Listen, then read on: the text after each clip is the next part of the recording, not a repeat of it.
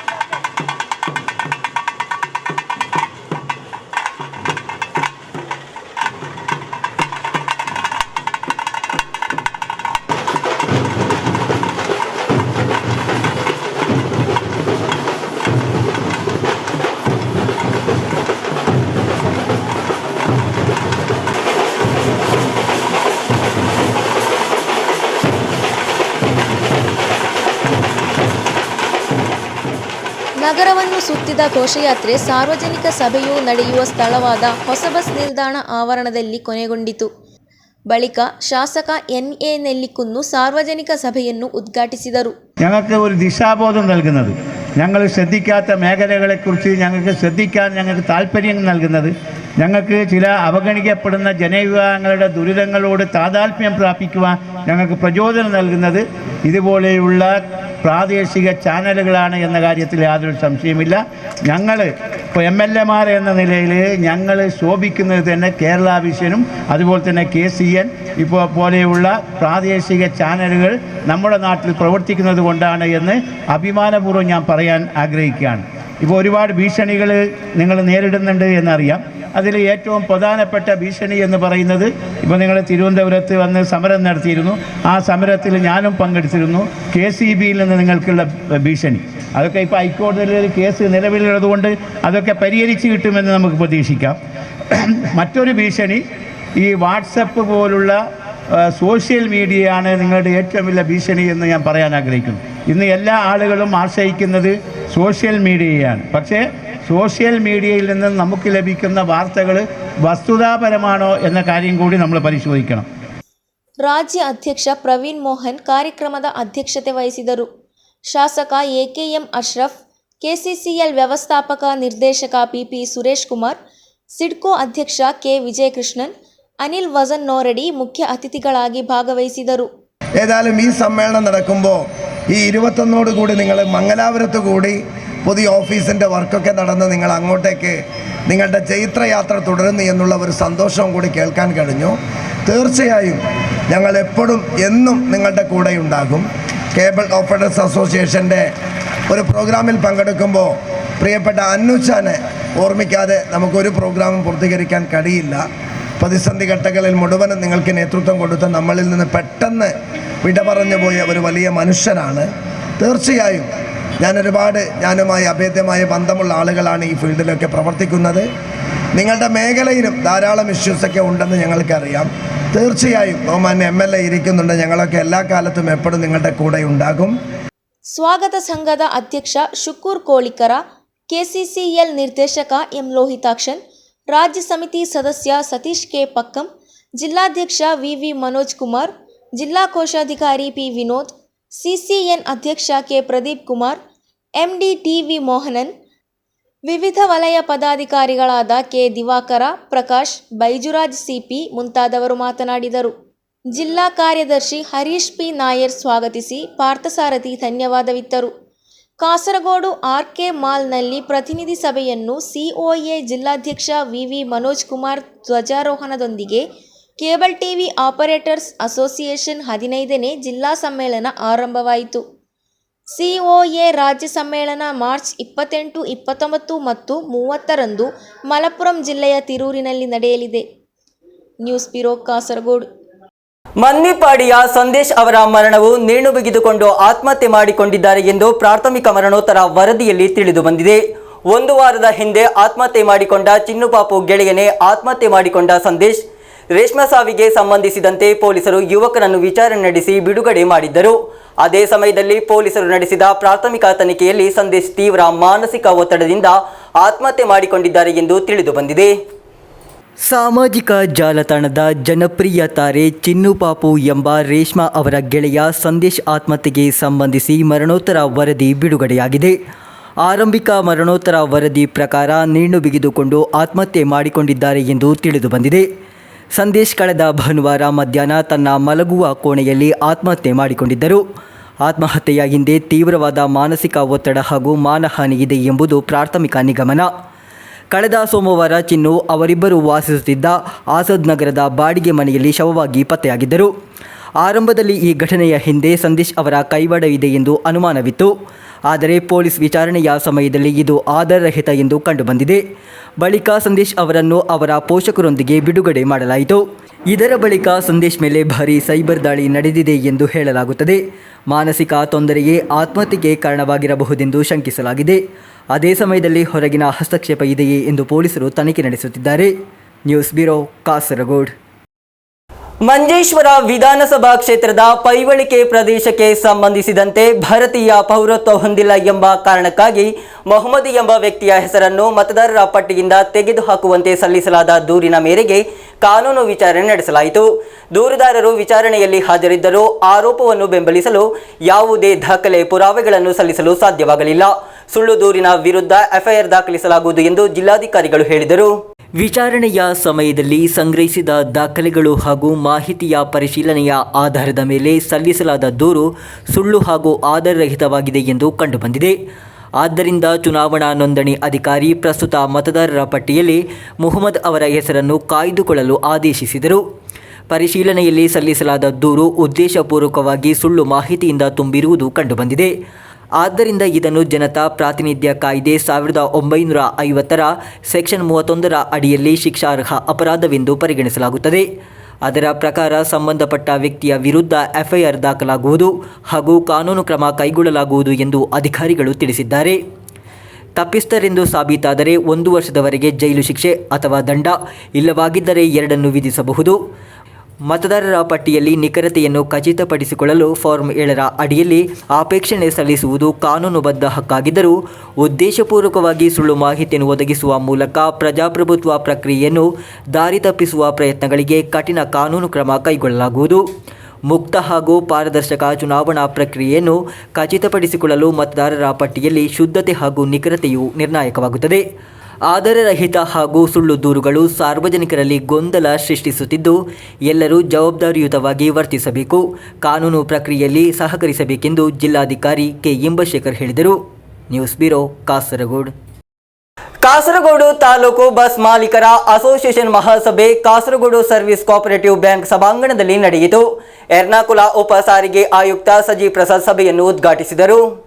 Bus ಮಾಲೀಕರಾದ Kumble ಗ್ರಾಮ ಪಂಚಾಯತ್ ಅಧ್ಯಕ್ಷ VP Abdul Khader, Enmakaje ಗ್ರಾಮ ಪಂಚಾಯತ್ ಉಪಾಧ್ಯಕ್ಷ ಅಬುಬಕರ್ ಸಿದ್ದಿಕ್, ಕಾಂಜಂಗಾಡ ನಗರಸಭೆ ಸದಸ್ಯ ಎವಿ ಪ್ರದೀಪ್ ಕುಮಾರ್ ಮುಂತಾದವರು ಉಪಸ್ಥಿತರಿದ್ದು, ಬಸ್ ಮಾಲೀಕರ ಮಕ್ಕಳಾದ SLC ಹಾಗೂ +2 ಉತ್ತೀರ್ಣರಾದ ಮನ್ಸೀರ್, ಹೀನಾ, ಫಾತಿಮಾ ಎಂಬಿವರನ್ನು ಸನ್ಮಾನಿಸಲಾಯಿತು.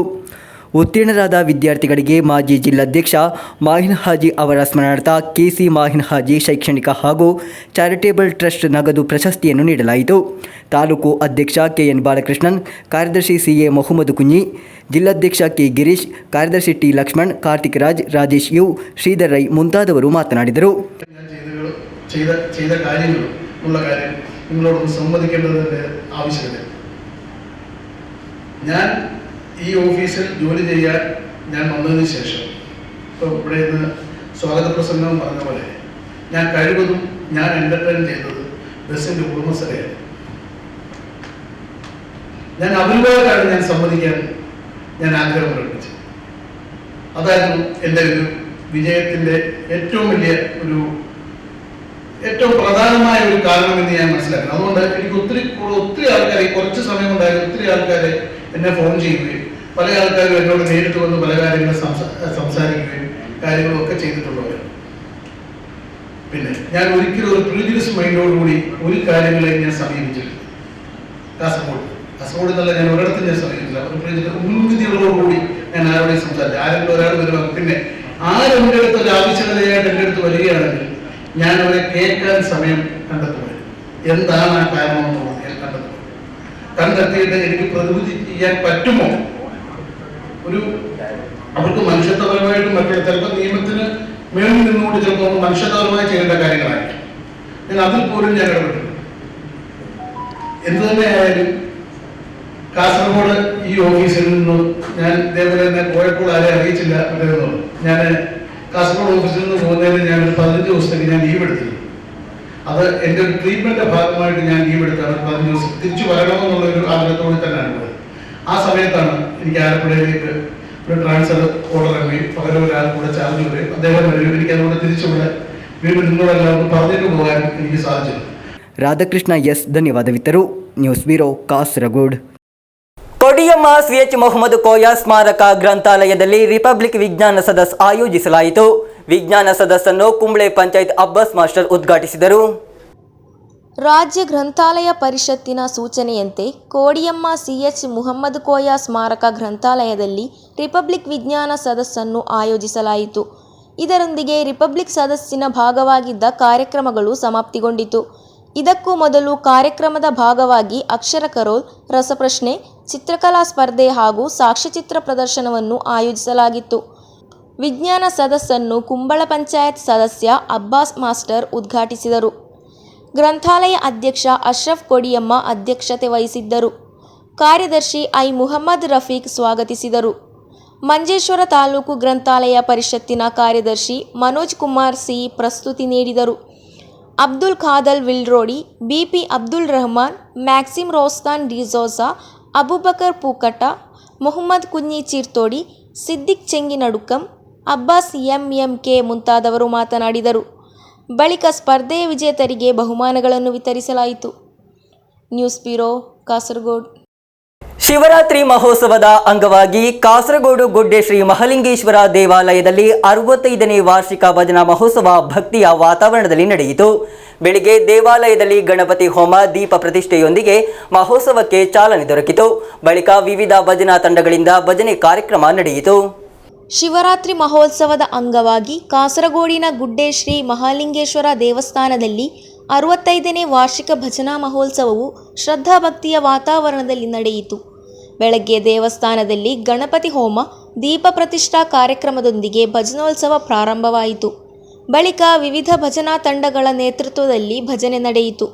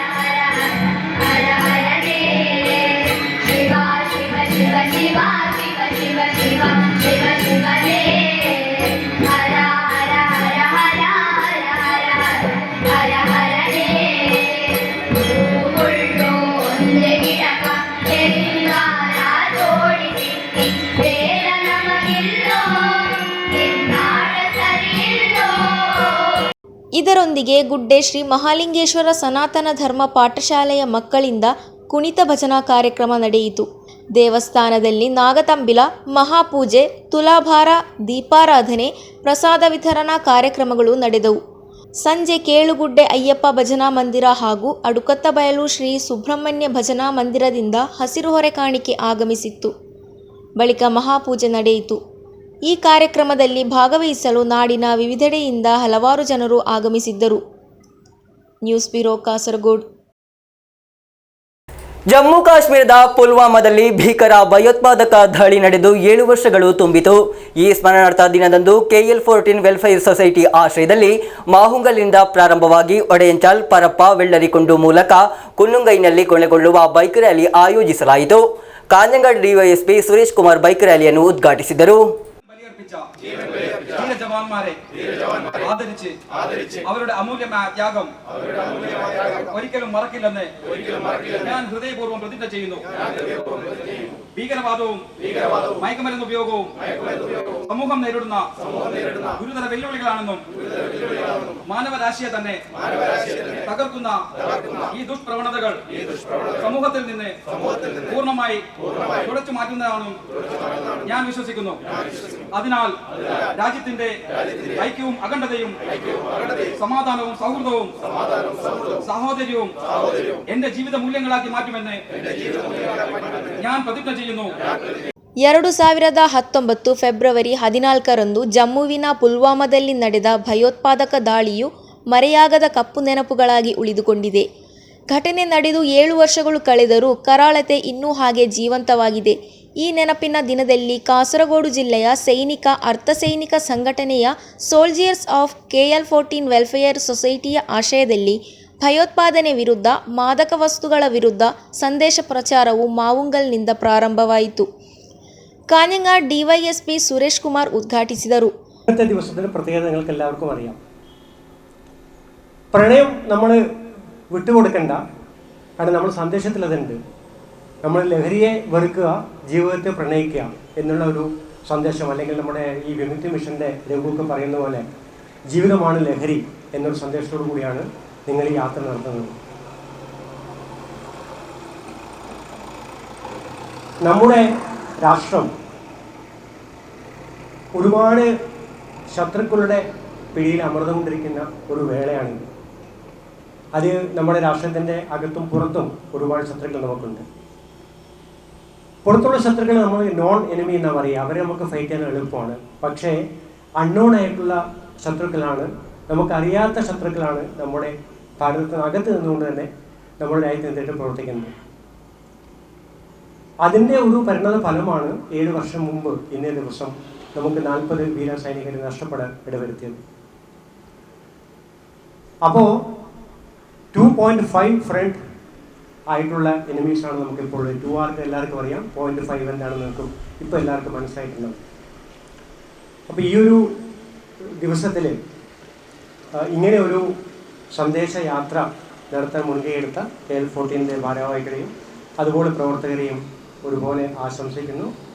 ಒಡೆಯಂಚಾಲ್ ಪರಪ್ಪ ವೆಳ್ಳರಿಕುಂಡು ಮೂಲಕ ಸಾಗಿ ಕುನ್ನಂಗೆಯಲ್ಲಿ ಸಮಾಪ್ತಿಗೊಂಡಿತು. ಕುನ್ನಂಗೆಯಲ್ಲಿ ಸಮಾಪ್ತಿಗೊಂಡ ಬೈಕ್ ರ್ಯಾಲಿಗೆ ಲಕ್ಕಿ ಸ್ಟಾರ್ ಕುನ್ನಂಗೈ ನೇತೃತ್ವದಲ್ಲಿ ಆದರದ ಸ್ವಾಗತ ನೀಡಲಾಯಿತು. ಬಳಿಕ ಲಕ್ಕಿ ಸ್ಟಾರ್ ಕುನ್ನಂಗೈ ನೇತೃತ್ವದಲ್ಲಿ ನಡೆದ ಸಮಾರೋಪ ಕಾರ್ಯಕ್ರಮವನ್ನು ಕಾಸರಗೋಡು ಜಿಲ್ಲಾ ಪಂಚಾಯತ್ ಅಧ್ಯಕ್ಷ ಸಾಬು ಅಬ್ರಹಾಂ ಉದ್ಘಾಟಿಸಿದರು. ഉറങ്ങാതെ ഈ രാജ്യത്തെ കാത്തു നിൽക്കുന്ന 10,000 വരുന്ന സൈനിക വ്യൂഹത്തിൻ്റെ സംരക്ഷണയിലാണ് നമ്മൾ ശരിയായ നിലയിൽ ഉറങ്ങുന്നത്. നമ്മൾ കിടന്ന് നന്നായി ഉറങ്ങുമ്പോൾ നമ്മുടെ രാജ്യത്തിൻ്റെ അതിർത്തിയിൽ നമുക്ക് വേണ്ടി ഈ നാടിനെ കാവൽ നിൽക്കുന്ന സൈനികർ എത്രമാത്രം ത്യാഗനിർഭരമായ പ്രവർത്തനമാണ് നിർവഹിക്കുന്നത് എന്ന് പലപ്പോഴും നമുക്ക് അതിൻ്റെ യഥാർത്ഥ വസ്തുതകളെ സംബന്ധിച്ച് ബോധ്യപ്പെടാറില്ല. നമ്മൾ യഥാർത്ഥത്തിലൊരു സൈന്യത്തിൽ നിന്ന് ജോലിക്ക് അവധിയിൽ വരുന്ന ആളുകളുണ്ടാവാം, സൈന്യത്തിൽ നിന്ന് വിരമിച്ചു വരുന്ന ആളുകളുണ്ടാവാം. അവരെയൊക്കെ നമുക്ക് ഇവിടെ കണ്ട് ഉള്ള ഒരു അനുഭവവും അവരുടെ ഇതിൽ നിന്നുമൊക്കെ തന്നെ നമ്മുടെ ചില കാര്യങ്ങൾ മനസ്സിലാക്കിയെടുക്കുന്നത് എന്നുള്ളതാണ്. എന്നാൽ എത്രമാത്രം ത്യാഗത്തോടുകൂടി മരം കോച്ചുന്ന തണുപ്പ്, അതുപോലെയുള്ള കാലാവസ്ഥയുടെ ഒരുപാട് പ്രയാസങ്ങൾ, ജീവൻ തന്നെ ഏത് സമയത്തും അപകടപ്പെട്ടു പോകാമെന്ന വളരെ ഏറ്റവും ക്രൈസിസ് നിറഞ്ഞ വിഷയങ്ങൾ, സംഭവങ്ങളെല്ലാം അഭിമുഖീകരിച്ചുകൊണ്ടാണ് തീർച്ചയായും രാജ്യത്തിന്റെ അതിർത്തിയെ അവർ സംരക്ഷിച്ചു നിർത്തുന്നത്. ಶಶಿಧರನ್ ಈ ಅಧ್ಯಕ್ಷತೆ ವಹಿಸಿದರು. ಅನು PV ವೆಸ್ಟ್ ಏಳೇರಿ ಪಂಚಾಯತ್ ಅಧ್ಯಕ್ಷತೆ, ಪ್ರಸೀದ ರಾಜನ್ ವೈಸ್ ಅಧ್ಯಕ್ಷ ಏಳೇರಿ ಪಂಚಾಯತ್ ಮುಂತಾದವರು ಶುಭ ಹಾರೈಸಿದರು. ಬಿಜು P ನಾಯರ್ ಭೀಕರ ಲಹರಿ ವಿರುದ್ಧ ಪ್ರತಿಜ್ಞೆ ಹೇಳಿದರು. ಜಿನೀಶ್ KV ಸ್ವಾಗತಿಸಿ ಜೋಮಾನ್ ಜಾರ್ಜ್ ಧನ್ಯವಾದವಿತ್ತರು. ಸಮಾರಂಭದಲ್ಲಿ ವೆಸ್ಟ್ ಏಳೇರಿ ಪಂಚಾಯತ್ ವಾರ್ಡ್ ಸದಸ್ಯರಾಗಿ ಆಯ್ಕೆಯಾದ ಸೋಲ್ಜರ್ಸ್ ಆಫ್ KL-14 ಸದಸ್ಯ ಸುಜಿತ್ ಕೃಷ್ಣ ಅವರನ್ನು ಸಮಾರಂಭದಲ್ಲಿ ಗೌರವಿಸಲಾಯಿತು. ಲಕ್ಕಿ ಸ್ಟಾರ್ ಆರ್ಟ್ಸ್ ಮತ್ತು ಕ್ರೀಡಾ ಕ್ಲಬ್ ಮಕ್ಕಳು ಲಹರಿ ವಿರುದ್ಧ ಫ್ಲ್ಯಾಶ್ ಮಾಬ್ ಪ್ರಸ್ತುತಪಡಿಸಿದರು. ಬಳಿಕ ಪುಲ್ವಾಮಾ ಭೀಕರ ದಾಳಿಯಲ್ಲಿ ವೀರಮೃತ್ಯು ಹೊಂದಿದ ವೀರ ಸೈನಿಕರಿಗೆ ಪುಷ್ಪಾರ್ಚನೆ ಮಾಡಿ ಸ್ಮರಿಸಲಾಯಿತು. News bureau, Kasaragod. Meepuguri human hood clinic laboratory, Sudarshan dental clinic, AV pharmacy ಸಂಯುಕ್ತ ಆಶ್ರಯದಲ್ಲಿ ಶ್ರೀ ವಿಷ್ಣುಮೂರ್ತಿ ಮಹಿಳಾ ಸಮಿತಿ ಉದಯಗಿರಿ ಸಹಯೋಗದೊಂದಿಗೆ ಉಚಿತ ವೈದ್ಯಕೀಯ ಶಿಬಿರ ಆಯೋಜಿಸಲಾಯಿತು. ಉದಯಗಿರಿ ಅಂಗನವಾಡಿ ಸಮೀಪ ನಡೆದ ಶಿಬಿರದಲ್ಲಿ ಹಲವಾರು ಮಂದಿ ಭಾಗವಹಿಸಿದ್ದರು. Meepuguri human hood clinic laboratory, Sudarshan dental clinic, AV pharmacy ಸಂಯುಕ್ತ ಆಶ್ರಯದಲ್ಲಿ ಶ್ರೀ ವಿಷ್ಣುಮೂರ್ತಿ ಮಹಿಳಾ ಸಮಿತಿ ಉದಯಗಿರಿ ಸಹಯೋಗದೊಂದಿಗೆ ಉಚಿತ ವೈದ್ಯಕೀಯ ಶಿಬಿರ ಆಯೋಜಿಸಲಾಯಿತು. ಉಚಿತ ಮಧುಮೇಹ, ಅಧಿಕ ರಕ್ತದೊತ್ತಡ, ಫಿಸಿಯೋಥೆರಪಿ ಹಾಗೂ ದಂತರೋಗ ತಪಾಸಣಾ ಶಿಬಿರವು ತಜ್ಞ ವೈದ್ಯರಾದ ಡಾಕ್ಟರ್ ಸುಂದರ ಆನೆಮಜಲ್, ಡಾಕ್ಟರ್ ನಮಿತಾ ಸಹಕಾರದಲ್ಲಿ ನಡೆಯಿತು. ಶಿಬಿರದ ಭಾಗವಾಗಿ AV ಫಾರ್ಮಸಿ ವತಿಯಿಂದ ಉಚಿತ ಔಷಧಿ ವಿತರಣೆ ನಡೆಯಿತು. ಜ್ಯೋತಿ NS ಶಿಬಿರಕ್ಕೆ ನೇತೃತ್ವ ನೀಡಿದರು. ವಾರ್ಡ್ ಸದಸ್ಯ ಅನಿಲ್ ಕುಮಾರ್ ಉಪಸ್ಥಿತರಿದ್ದು ಶಿಬಿರಕ್ಕೆ ಸಹಕರಿಸಿದರು. ಸ್ಥಳೀಯರು ಹಾಗೂ ಊರವರು ಶಿಬಿರದಲ್ಲಿ ಭಾಗವಹಿಸಿ ಶಿಬಿರದ ಪ್ರಯೋಜನ ಪಡೆದುಕೊಂಡರು. News bureau, Kasaragod. ವಿದ್ಯಾರ್ಥಿಗಳ ಶಿಕ್ಷಣವನ್ನು ಪಠ್ಯಪುಸ್ತಕಗಳ ಮಿತಿಯಿಂದ ಹೊರತಂದು ನೈಜ ಅನುಭವಗಳ ಮೂಲಕ ಸಮೃದ್ಧಗೊಳಿಸುವ ಉದ್ದೇಶದಿಂದ ಶನಿವಾರದಂದು ಕುಂಜತ್ತೂರು ಪಿ ಶಾಲಾ ಆವರಣದಲ್ಲಿ ಪೀಸ್ ಕಾರ್ನಿವಳ ಮೇಳ ಹಮ್ಮಿಕೊಳ್ಳಲಾಯಿತು. ಶಾಲಾ ಚೇರ್ಮನ್ ಹಾಜಿ ಅಬ್ದುಲ್ ರಹಮಾನ್ ಅರಿಮಲ ಉದ್ಘಾಟಿಸಿದರು. ವ್ಯಾಪಾರ ವಹಿವಾಟಿನ ನೈಜ ಅನುಭವವನ್ನು ವಿದ್ಯಾರ್ಥಿಗಳಿಗೆ ನೀಡುವ ಉದ್ದೇಶದಿಂದ ವ್ಯಾಪಾರಿಗಳು ಹಾಗೂ ಉದ್ಯಮಿಗಳನ್ನು ಈ ಕಾರ್ನಿವಲ್ನಲ್ಲಿ ಸಕ್ರಿಯವಾಗಿ ಪಾಲ್ಗೊಂಡದ್ದು ಮೆಗಾ ಮೇಳದ ವಿಶೇಷತೆಯಾಗಿತ್ತು. ಆಹಾರ ಪದಾರ್ಥಗಳು, ಆಟಿಕೆಗಳು, ಕೈಗಾರಿಕಾ ಉತ್ಪನ್ನಗಳು, ಹಸ್ತಕಲಾ ವಸ್ತುಗಳು ಸೇರಿದಂತೆ ವಿವಿಧ ವಿಧದ ಸ್ಟಾಲ್ಗಳು ಮೆಗಾ ಮೇಳದಲ್ಲಿ ಅತ್ಯಾಕರ್ಷಕವಾದ ದೃಶ್ಯಗಳು ಕಂಡುಬಂತು. ವಿದ್ಯಾರ್ಥಿಗಳು ಸ್ಟಾಲ್ ನಿರ್ವಹಣೆ, ಗ್ರಾಹಕ ಸಂಪರ್ಕ, ಲೆಕ್ಕಾಚಾರ, ಮಾರಾಟ ತಂತ್ರ ಹಾಗೂ ತಂಡ ಕಾರ್ಯದಂತಹ ಕೌಶಲ್ಯಗಳು ಉದ್ಯಮಶೀಲ ಮನೋಭಾವ, ಆತ್ಮವಿಶ್ವಾಸ ಹಾಗೂ ಸೃಜನಶೀಲತೆಯನ್ನು ಬೆಳೆಸುವ ಶಿಕ್ಷಣಾತ್ಮಕ ವೇದಿಕೆ ಎಂಬುದನ್ನು ವಿದ್ಯಾರ್ಥಿಗಳು ತೋರಿಸಿಕೊಟ್ಟರು.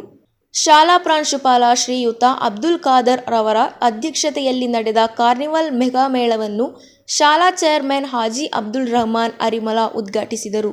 It is about happiness, teamwork, creativity and spending beautiful moments together as one family.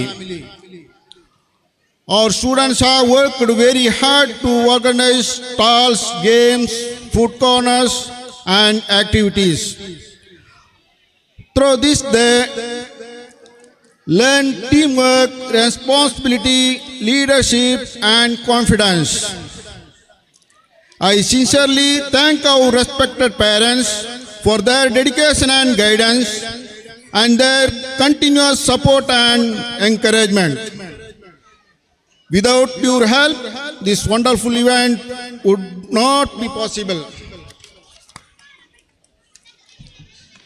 Also, I appreciate our Principal Abdul Qadir for his hard work and strong leadership.